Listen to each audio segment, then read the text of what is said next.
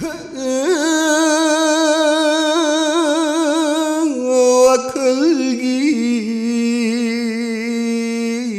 Hiden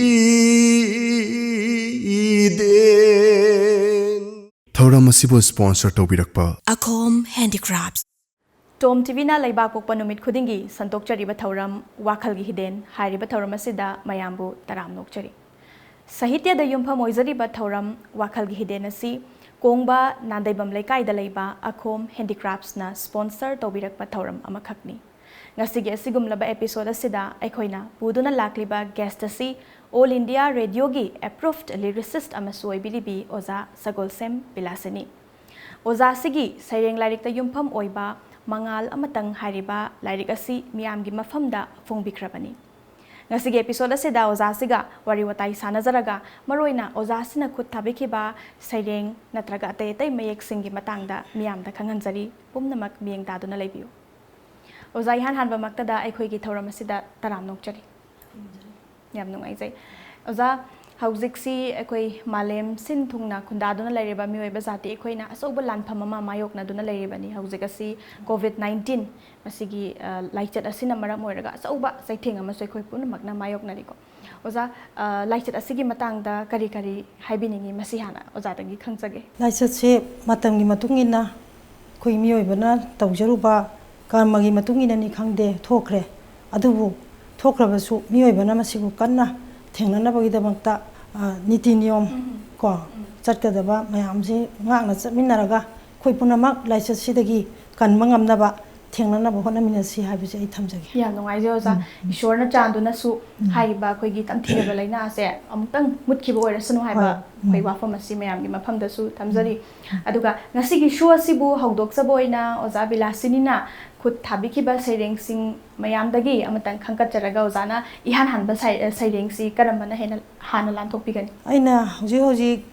mayamna kinariba corona virus na sandokpa COVID-19 haina khangnaba tamthiraba laina laichat asigi maramda saireng ama iduna pujari masi ihan hanba oina ai pathokse yam nungai oza saireng asigi maming kari karam haina thonbi corona bok hingsaba haina kause yam nungai jai miyeng tabi punamaku hanba maktada khurumjari ai sairengki maming corona bok hingsaba malemgi sauraba sakti leiraba leibak kaya yosilagli corona linjauna makhyat lauba bok hingsabagum lansilagli amuk mathang apik paleibak kaya dasu ubada hekta laisuraba lairendumakni novel corona manin haifet phangbada sorna khitang yaibada hekta laisubugum suraba corona bo hingsaba masing thingamdaba malemgi miyam yotlagadauri pen banaidana malem bloisalage matagum ningsha phuina honduna sangsilakpadi leptri mathang masakti uba phangdana he ima malem nungsibi nathanungi nacha kaya setuna pubi khrena phamdagi kaplibara ima thamoi kaina thenglaba hing tanglo sida sukna mamle ukidare lambisu corona linjau bok hingsaba zatli masak lola duna sukna mamlaba taibangi lambida kanna sitli nonglei nungsitsu maikai lepangamdre miyam tambangamde kadaya lairi turi lising lakha malemgi yam leba miyam corona gi mairi na kambada ngarang na kaya ngasi na kaya punna oikhiba boki sakthak nongmagi pali oina kanbini kanana taibang bunga sidi tamthiraba linjaw asidagi nungsibi malem nakina tambakta taibang bu sembiba mahakna natana mahaki khutsem athoiba malemgi miyam pumbasi mahaki khutsem athoiba malemgi miyam pumbasi maisak na kem laba hinghoba punsina kaina bagi awa teng tharakta thamoi gi mairi maikhu tana semgi khalliba karamba puari ama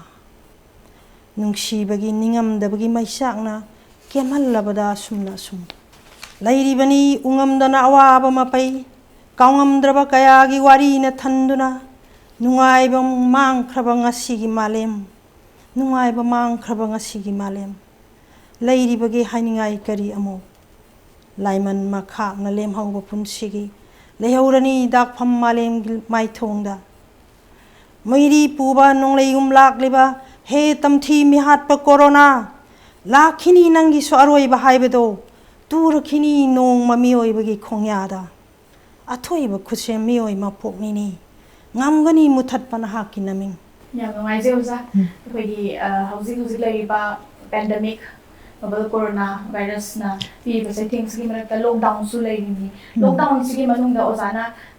masigi kana basila horaga haiba tare yum da lainari ngai matam sida ozana so idana ko thabiram gada bu sumale oza sereng sigi na ko hona bada matam kyamu changbi ki magi karmaina thizin kusin bahai tare ko masi kamai to bi masi aina sum nom nom ita jaba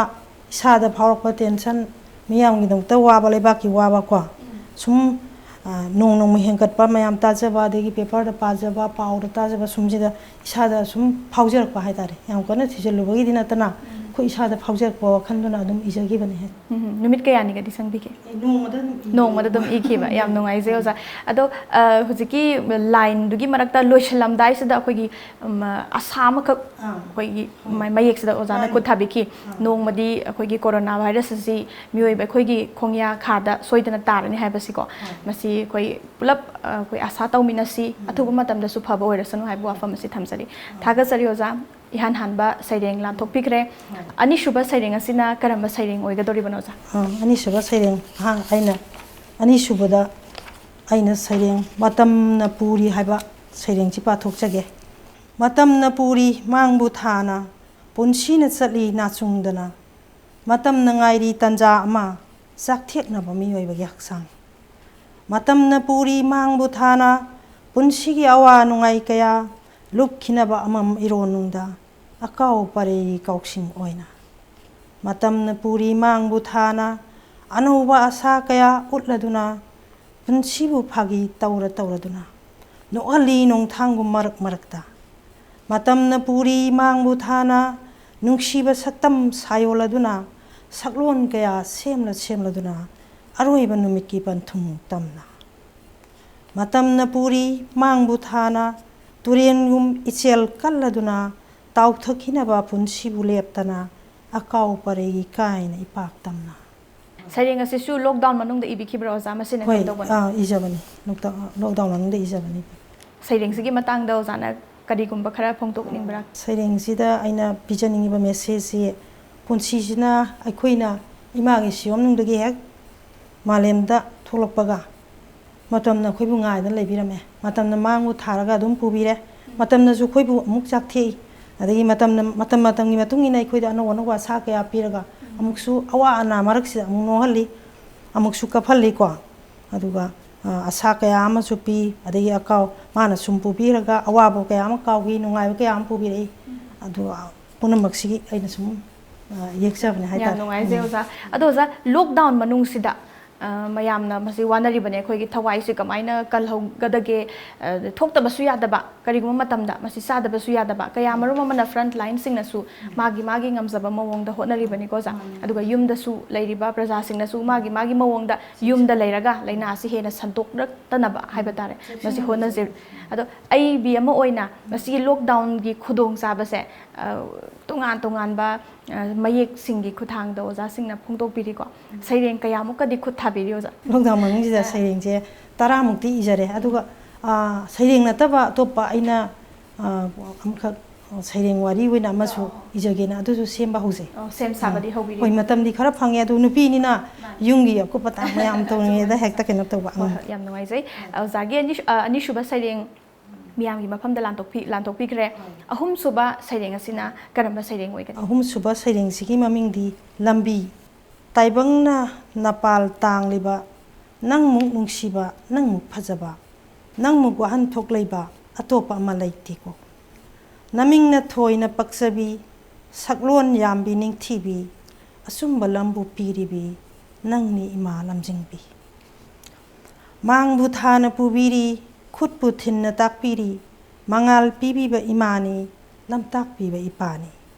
ꯆꯠꯀꯗꯕ ꯂꯝ ꯄꯤꯕꯤꯕ ꯄꯟꯊꯨꯡ ꯌꯧꯅ ꯄꯨꯕꯤꯕ ꯂꯧꯁꯤꯡ ꯃꯉꯥꯜ ꯇꯥꯟꯕꯗ ꯏꯟꯖꯕꯅꯤ ꯅꯍꯥꯛꯀꯤ ꯅꯊꯨꯡ ꯄꯨꯟꯁꯤꯒꯤ ꯈꯣꯡꯊꯥꯡ ꯍꯧꯔꯛꯄ ꯏꯍꯩ ꯏꯁꯤꯟ ꯇꯝꯂꯛꯄ ꯁꯤꯂꯝ ꯁꯤꯟꯊꯥ ꯄꯥꯡꯕꯗ ꯂꯝꯇꯥꯛꯈꯤꯅꯤ ꯅꯍꯥꯛꯅ ꯇꯔꯥ ꯀꯩꯊꯦꯜ ꯌꯧꯕꯁꯨ ꯖꯥꯠ ꯕꯤꯖꯥꯠ ꯈꯥꯏꯗꯅ ꯄꯨꯕꯤꯕꯅꯤ ꯅꯍꯥꯛꯇꯅ ꯄꯟꯊꯨꯡ ꯇꯝꯅ ꯍꯤꯔꯣꯏꯒꯨꯝ ꯆꯠꯂꯤ ꯄꯨꯝꯅꯃꯛ ꯅꯪꯉꯣꯟꯗ ꯄꯨꯟꯁꯤꯒꯤ ꯂꯝꯕꯤ ꯂꯝꯁꯥꯡꯁꯨ ꯅꯪꯉꯣꯟꯗꯅꯤ ꯂꯥꯛꯅꯈꯤꯕ ꯅꯪꯉꯣꯟꯗꯅꯤꯅꯦ ꯍꯟꯅꯈꯤꯕ ꯑꯐꯕ ꯃꯥꯏꯀꯩ ꯇꯥꯛꯄꯤꯔꯤ ꯐꯠꯇꯕ ꯃꯥꯏꯀꯩꯁꯨ ꯃꯇꯥꯛꯂꯤ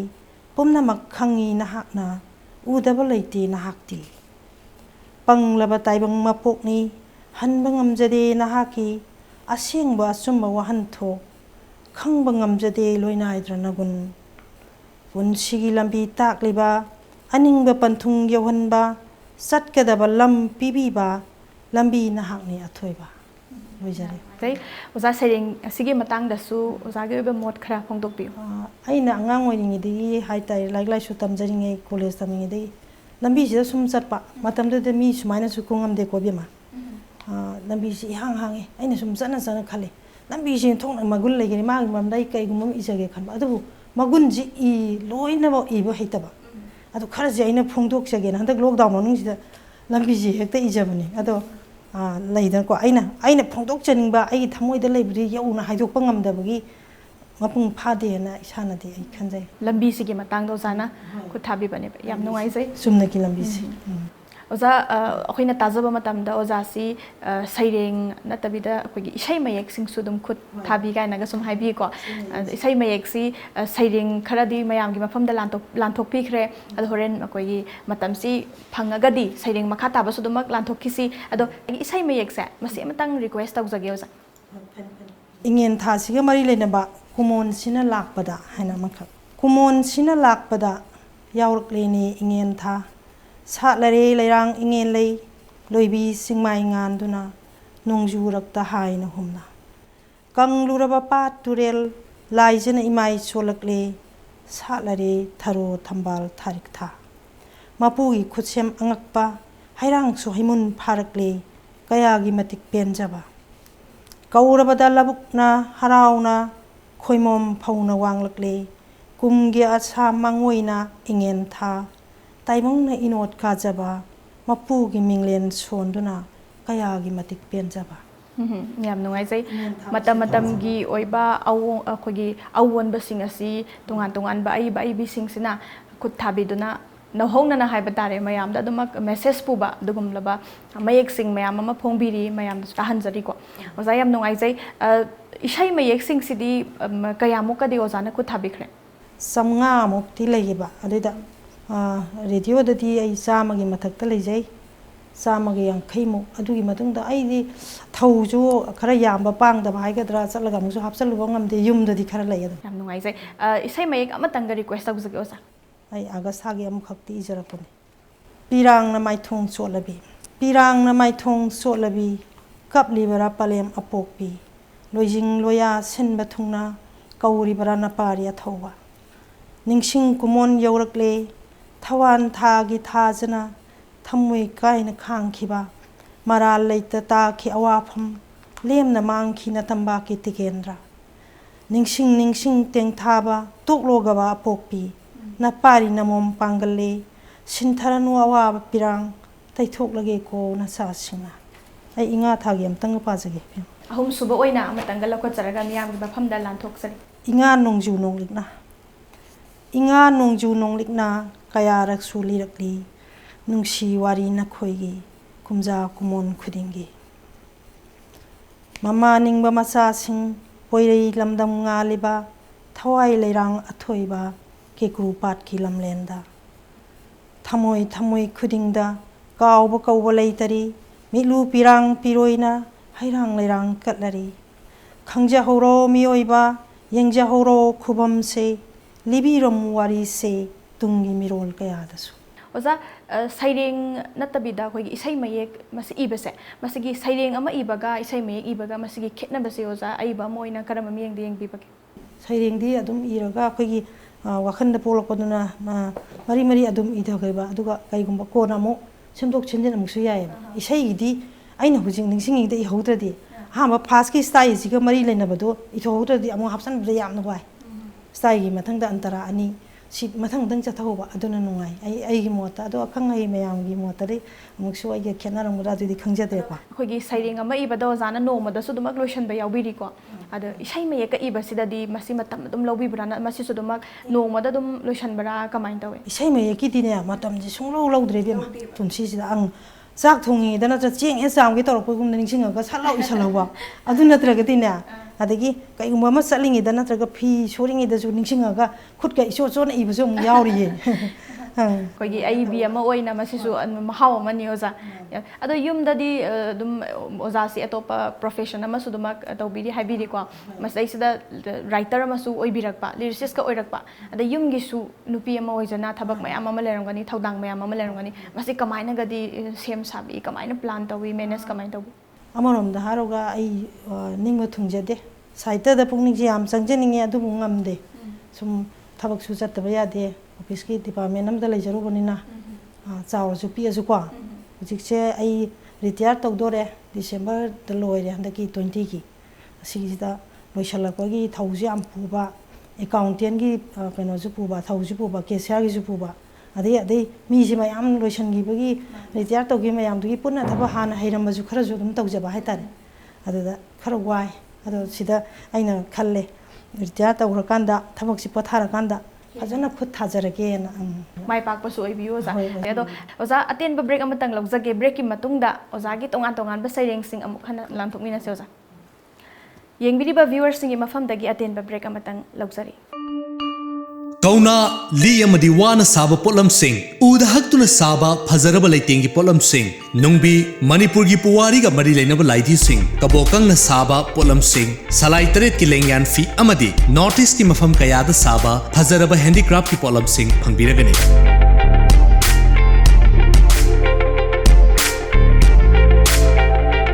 plastic ki mapal tangbagi mahutta mahusagi potlam na saba pothok sing sijinabiyo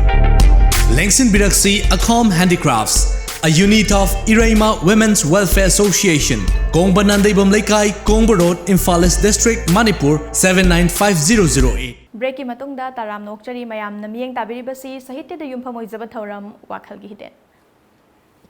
oza hojek break ki matungda wari makha sathajarak poina oza na saireng khara su lantok pikre aduga isai mayek singsu khara makai lantok pikre oza sairenga isai mayek asigi marakta oza na khara hena kogi pamjaba haigadra masidi karambana heli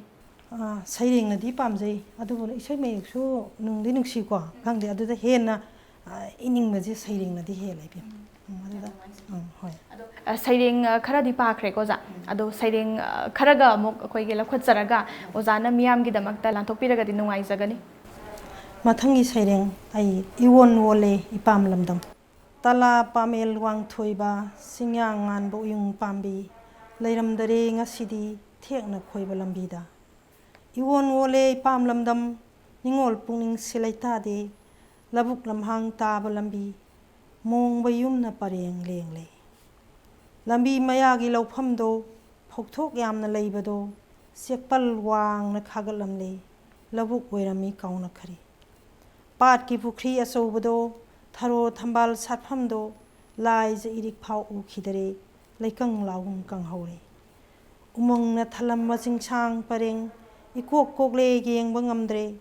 kadai da leikhre usan pambi haitup pambi haimang pambi haikreng pambi nungai se ningoloi bising na itatatana koigi thengnariba dugumlaba haitare punsigi wari haitare ko taseng maki ujakhiba haitare ipam lamdam da chatpada khoina angawai da am phajana leiramba cinggi cingdon da nu san pareng leiba adum da sum ningsinga ga ijabani kyam kuina ga di changbi ki matam se dum ade koi hadi nongma ipam da salubada ahongma mayam do thengnarakpada gi ozana ku thapi khibra pukning da ka kari phaubi ki hek chalubagadi thadre koina ningsinga kanda aina o aduju lehogde do sum ningsinga ga ijagi ba haitare ꯑꯗꯣ ꯑꯩꯅ lockdown ꯃꯅꯨꯡꯁꯤꯗ ꯐꯠ ꯂꯥꯎꯅ ꯅꯤꯡꯁꯤꯡꯉ ꯈꯤꯇꯪ ꯈꯛ ꯏꯕꯅꯦ ꯑꯗꯨꯒ ꯁꯤꯒꯤ ꯃꯈꯥ ꯇꯥꯕꯁꯨ ꯌꯥꯝ ꯂꯩꯔꯤ ꯑꯩ ꯍꯥꯞꯆꯤꯟꯖꯔꯛꯈꯤ ꯍꯥꯞꯆꯤꯟꯖꯔꯛꯈꯤꯅꯦꯕ ꯁꯩꯔꯦꯡꯒꯤ ꯅꯨꯡꯉꯥꯏꯕ ꯑꯃꯅ ꯃꯁꯤ ꯍꯥꯞꯇꯣꯛ ꯍꯥꯞꯆꯤꯟ ꯍꯥꯏꯕ ꯇꯥꯔꯦ ꯀꯛꯊꯣꯛ ꯀꯛꯁꯤꯟꯁꯦ ꯑꯗꯨꯝ ꯌꯥꯏ ꯍꯥꯏꯅꯁꯨ ꯑꯣꯖꯥꯅ ꯉꯁꯥꯏ ꯄꯟꯕꯤꯈꯤꯕꯅꯤ ꯌꯥꯝ ꯅꯨꯡꯉꯥꯏꯖꯩ ꯑꯣꯖꯥꯒꯤ ꯃꯊꯪꯒꯤ ꯁꯩꯔꯦꯡ ꯑꯃꯇꯪꯒ ꯔꯤꯀ꯭ꯋꯦꯁ ꯇꯧꯖꯔꯤ ꯃꯊꯪꯗ ꯄꯥꯖꯔꯤꯕ ꯁꯩꯔꯦꯡꯁꯤꯒꯤ ꯃꯃꯤꯡ ꯅꯤꯡꯉꯣꯜ ꯆꯥꯛꯀꯧꯕꯒꯤ ꯃꯆꯨ ꯆꯍꯤ ꯈꯨꯗꯤꯡ ꯂꯥꯛꯄ ꯅꯤꯡꯉꯣꯜ ꯆꯥꯛꯀꯧꯕ ꯅꯤꯅꯤ ꯄꯥꯟꯕ ꯍꯤꯌꯥꯡꯒꯩꯒꯤ ꯀꯨꯝꯍꯩꯅꯤ ꯑꯣꯟꯊꯣꯛꯄ ꯃꯇꯧ ꯍꯥꯏꯗꯨꯅꯤ ꯃꯦꯃꯤꯒꯤꯗꯤ ꯇꯝꯊꯣꯛꯆꯗꯦ ꯑꯇꯣꯞꯄ ꯀꯅꯥꯗꯁꯨ ꯆꯠꯂꯤ ꯆꯠꯆꯅꯤꯡ ꯀꯨꯝ ꯑꯃꯒꯤ ꯄꯨꯖꯩ ꯉꯝꯖꯕ ꯍꯤꯔꯥꯡ ꯃꯕꯨꯡ ꯃꯧꯄ꯭ꯋꯥꯁꯤꯡꯒꯤ ꯅꯤꯡꯉꯣꯜꯅꯤ ꯃꯥꯁꯨ ꯃꯄꯥꯝ ꯅꯨꯡꯁꯤ ꯂꯝꯗꯝꯒꯤ ꯑꯅꯧꯕ ꯐꯤꯖꯣꯜ ꯍꯣꯡ ꯆꯝꯇꯛ ꯆꯠꯆꯩ ꯈꯣꯡꯗꯣꯏꯔꯛꯏ ꯅꯤꯡꯉꯣꯜꯁꯤꯡ ꯌꯥꯏꯐꯀꯣꯟꯗ ꯑꯣꯡꯕꯤꯁꯤꯡ ꯃꯅꯦ ꯃꯆꯦ ꯃꯅꯥꯎꯁꯤꯡ ꯃꯊꯪ ꯃꯊꯪ ꯀꯦꯅ ꯁꯦꯠꯂꯛꯏ ꯐꯤꯒꯦ ꯐꯤꯖꯣꯜ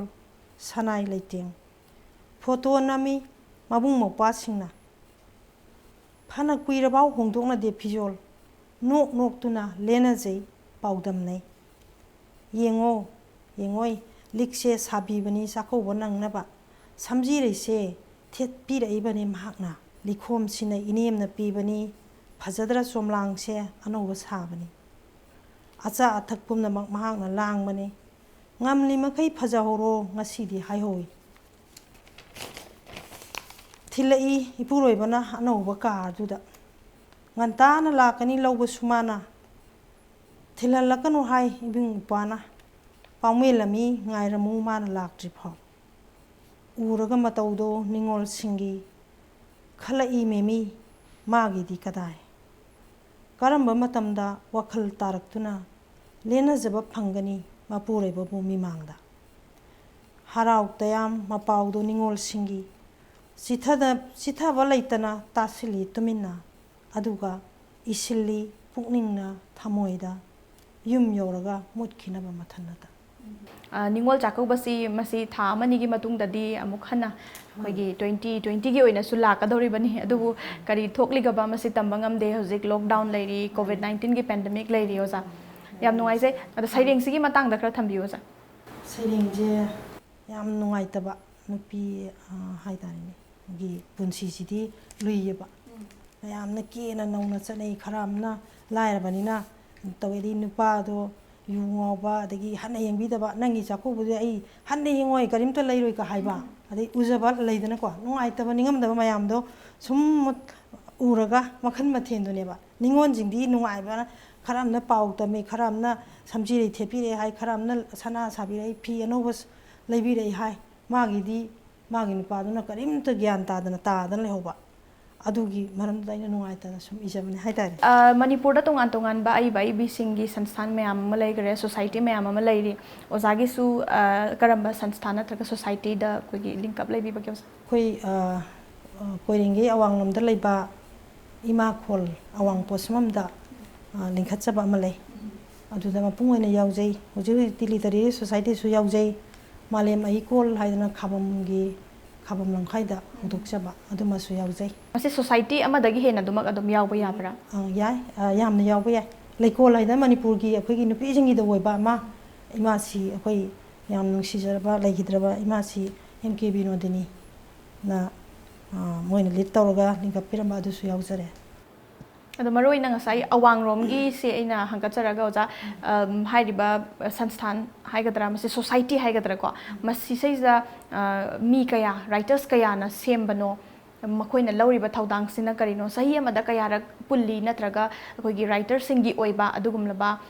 ꯁꯩꯔꯦꯡ ꯂꯥꯏꯔꯤꯛ ꯑꯩꯈꯣꯏꯒꯤ ꯑꯣꯔ ꯋꯥꯔꯤ ꯁꯣꯔꯠ ꯁ꯭ꯇꯣꯔꯤ ꯄꯥꯊꯣꯛꯄꯒꯨꯝꯕꯀꯣ ꯑꯗꯨꯒꯨꯝꯕ ꯊꯧꯔꯝꯁꯤꯡ ꯁꯤꯟꯕꯁꯤꯅ ꯃꯁꯤꯒꯤ ꯃꯇꯥꯡꯗ ꯈꯔ ꯈꯪꯖꯒꯦ ꯏꯍꯥꯟ ꯍꯥꯟꯕꯗ ꯑꯩꯈꯣꯏ ꯃꯤ ꯀꯩꯅꯣ ꯍꯥꯏꯇꯥꯔꯦꯀꯣ ꯐꯥꯎꯟꯗꯔꯁꯦ ꯌꯥꯝꯃꯝꯗꯦ ꯏꯃꯥꯈꯣꯜꯒꯤꯁꯦ ꯍꯥꯏꯗꯤ ꯑꯋꯥꯡꯂꯣꯝꯗ ꯂꯩꯖꯔꯕꯅꯤꯅ ꯑꯋꯥꯡꯂꯣꯝꯒꯤ ꯏꯃꯥꯈꯣꯜꯒꯤꯁꯦ ꯍꯥꯏꯖꯔꯦꯀꯣ ꯏꯃꯥꯈꯣꯜꯒꯤꯁꯦ ꯑꯍꯥꯟꯕꯗꯗꯤ ꯑꯩꯈꯣꯏ ꯌꯥꯝꯗꯦ ꯃꯤ 10ꯃꯨꯛ 10ꯃꯨꯛꯅ ꯍꯥꯟꯅ ꯂꯤꯡꯈꯠꯂꯝꯃꯤ ꯍꯧꯖꯤꯛꯇꯤ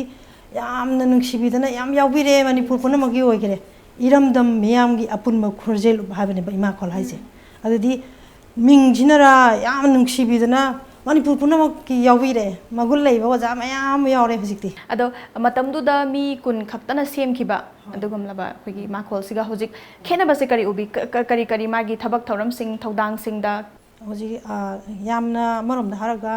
ꯑꯩꯈꯣꯏꯅ ꯈꯟꯖꯕꯗꯗꯤ ꯑꯩꯈꯣꯏꯅ ꯑꯍꯥꯟꯕꯗ ꯀꯩꯅꯣ ꯇꯧꯔꯝꯕꯗ ꯌꯥꯝ ꯆꯥꯎꯈꯠꯂꯦ ꯍꯥꯏꯇꯥꯔꯦ ꯑꯍꯟꯁꯤꯡ ꯑꯍꯜ ꯂꯃꯟ ꯁ꯭ꯀꯣꯂꯔ ꯃꯌꯥꯝꯁꯤꯅ ꯑꯦꯗꯚꯥꯏꯁ ꯇꯧꯕꯤꯔꯦ ꯑꯦꯗꯚꯥꯏꯖꯔ ꯃꯌꯥꯝꯁꯤꯅꯀꯣ ꯑꯗꯒꯤ ꯃꯌꯥꯝ ꯑꯃ ꯑꯗꯩ ꯃꯌꯥꯝꯒꯤ ꯂꯥꯏꯔꯤꯛ ꯐꯣꯡꯉꯦ ꯃꯣꯏꯅ ꯂꯥꯛꯑꯒ ꯐꯣꯡꯕꯤꯔꯔꯦꯀꯣ ꯑꯣꯖꯥꯁꯤꯡ ꯃꯇꯤꯛ ꯃꯒꯨꯟ ꯂꯩꯕ ꯑꯣꯖꯥꯁꯤꯡ ꯍꯥꯏꯇꯥꯔꯦ ꯃꯈꯥ ꯆꯠꯊꯖꯔꯛꯄꯗ ꯑꯣꯖꯥꯒꯤ ꯁꯩꯔꯦꯡꯁꯤꯡ ꯃꯌꯥꯝ ꯑꯃꯗꯤ ꯂꯥꯟꯊꯣꯛꯄꯤꯈ꯭रे ꯑꯃꯇꯪꯒ ꯔꯤꯀ꯭ꯋꯦꯁ ꯇꯧꯖꯒꯦ ꯂꯣꯏꯁꯤꯜꯂꯝꯗꯥꯏ ꯁ꯭ꯋꯥꯏꯁꯤꯗ ꯑꯣꯖꯥ ꯑꯩꯒꯤ ꯁꯩꯔꯦꯡꯁꯦ ꯅꯨꯄꯤ ꯍꯦ ꯅꯨꯄꯤ ꯑꯁꯤꯔ ꯅꯪꯒꯤ ꯃꯄꯣꯛ ꯀꯔꯝꯕ ꯃꯄꯣꯛꯅꯣ ꯅꯪꯕꯨ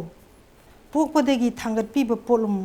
ꯁꯤꯕ ꯅꯨꯃꯤꯠꯇꯗ ꯊꯥꯡꯊꯔꯤ ꯇꯞꯅ ꯀꯅꯥꯅ ꯊꯥꯡꯒꯠꯈꯤ ꯅꯪꯉꯣꯟꯗ ꯑꯁꯨꯛ ꯂꯨꯝꯕ ꯄꯣꯠꯂꯨꯝꯁꯤ ꯍꯥꯏꯌꯨ ꯑꯁꯤꯃꯛꯇꯗ ꯀꯔꯝꯕ ꯃꯤꯠꯌꯦꯡ ꯀꯔꯝꯕ ꯃꯤꯅꯣꯛ ꯅꯁꯥꯃꯛ ꯌꯥꯎꯅ ꯅꯣꯛꯅꯔꯤ ꯀꯔꯦꯝꯅꯔꯤ ꯃꯈꯜ ꯃꯊꯦꯜꯒꯤ ꯃꯤꯅꯣꯛ ꯃꯩꯁꯥ ꯄꯨꯟꯁꯤꯒꯤ ꯈꯣꯡꯊꯥꯡ ꯈꯨꯗꯤꯡ ꯈꯨꯗꯣꯡꯊꯤꯕꯒꯤ ꯅꯣꯡꯂꯩ ꯅꯨꯡꯁꯤꯠ ꯇꯤꯡꯈꯪ ꯇꯨꯝꯕꯧꯇꯅ ꯊꯜꯂꯕ ꯈꯣꯡꯐꯝ ꯈꯨꯗꯤꯡ ꯑꯗꯨꯒꯤꯁꯨ ꯃꯊꯛꯇ ꯃꯤꯅꯣꯛ ꯃꯩꯁꯥ ꯃꯤꯋꯥ ꯃꯤꯆꯩ ꯇꯞꯅ ꯊꯥꯡꯕ ꯈꯣꯡꯊꯥꯡꯗ ꯇꯞꯅ ꯌꯦꯡꯕ ꯃꯤꯠꯌꯦꯡꯗ ꯃꯤꯌꯦꯡꯅ ꯉꯥꯡꯕ ꯋꯥꯉꯥꯡꯗ ꯍꯤꯡꯃꯤꯟꯅꯕ ꯄꯨꯟꯁꯤꯗ ꯊꯥꯡꯃꯤꯟꯅꯕ ꯈꯣꯡꯊꯥꯡꯗ ꯌꯦꯠꯀ ꯑꯣꯏꯒ ꯑꯅꯤꯕꯨ ꯀꯔꯤꯒꯤ ꯑꯁꯨꯛ ꯈꯦꯠꯅꯔꯤꯕ ꯅꯪꯗꯤ ꯀꯔꯤꯒꯤ ꯇꯨꯃꯤꯟ ꯂꯩꯔꯤꯕ ꯍꯦ ꯅꯨꯄꯤ ꯏꯁꯥꯃꯛꯁꯨ ꯅꯨꯄꯤ ꯑꯣꯏꯕꯤꯔꯤ ꯑꯣꯖꯥꯀꯣ ꯇꯣꯉꯥꯟꯕ ꯑꯋꯥꯕ ꯑꯗꯨꯒ ꯄꯣꯠꯂꯨꯝ ꯃꯌꯥꯝ ꯑꯃꯁꯨ ꯄꯨꯔꯤ ꯑꯗꯣ ꯍꯧꯖꯤꯛ ꯐꯥꯎꯕꯒꯤ ꯄꯨꯟꯁꯤꯒꯤ ꯂꯝꯕꯤ ꯑꯁꯤꯗ ꯑꯏꯕꯤ ꯑꯃ ꯑꯣꯏꯅ ꯑꯣꯖꯥꯒꯤ ꯄꯨꯟꯁꯤꯗ ꯀꯔꯤ ꯀꯔꯤ ꯑꯍꯣꯡꯕ ꯑꯋꯥꯕ ꯅꯨꯡꯉꯥꯏꯕ ꯀꯔꯤ ꯀꯔꯤ ꯊꯦꯡꯕꯤꯔꯤ ꯄꯨꯟꯁꯤꯁꯤꯗꯤ ꯑꯋꯥꯕ ꯅꯨꯡꯉꯥꯏꯕꯒ ꯄꯨꯟꯅ ꯆꯠꯂꯤ ꯍꯥꯏꯕꯗꯨꯅꯤ ꯏꯕꯦꯝꯃꯀꯣ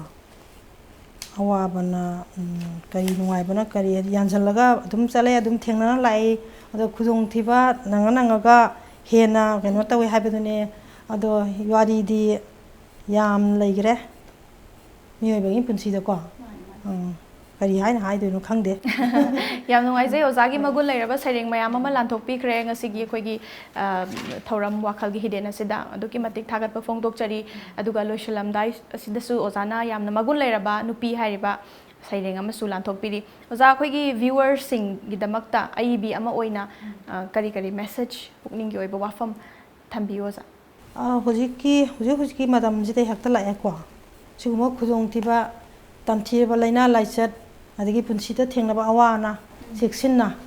ꯍꯥꯏꯗꯤ